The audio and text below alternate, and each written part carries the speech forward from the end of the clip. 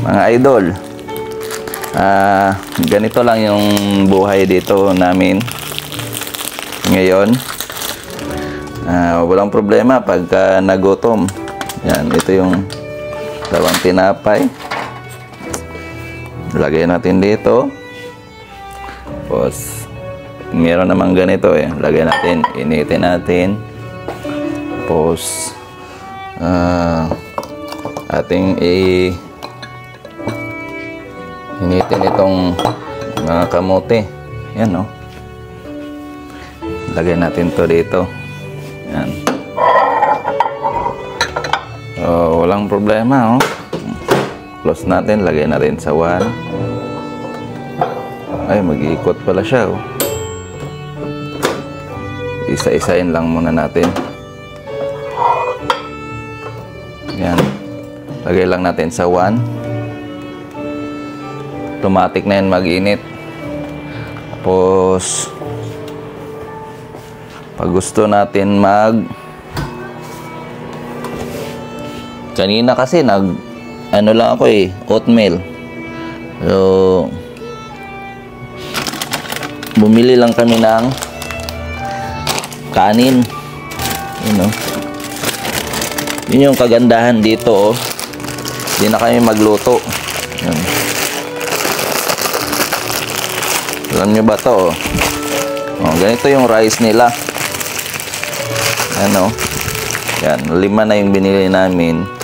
Hanggang bukas na to. Yan. Gusto kong initin. After nitong kamote, initin natin to. Yan, tapos na yung kamote. Yan. Init na uli, di ba? So, nagbili na rin kami, nagdala kami ng ganito. Yan. Ito yung mga buhay namin dito. So, walang problema. May rep naman dito. Ito yung ano nila. So, buksan natin.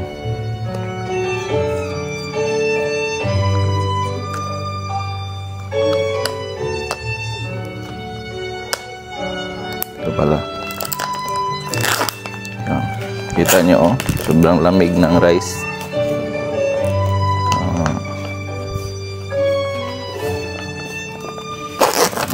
Kunin na natin. Lagay natin dito. Tapos lagay natin sa 1.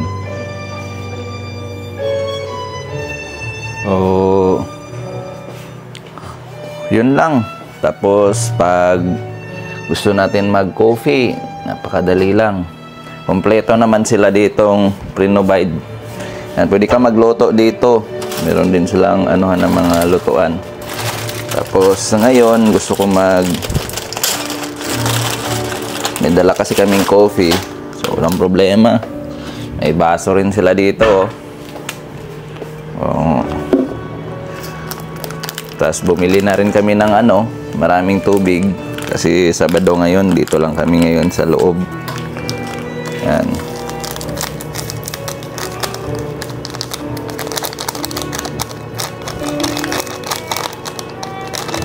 Yan, dali lang.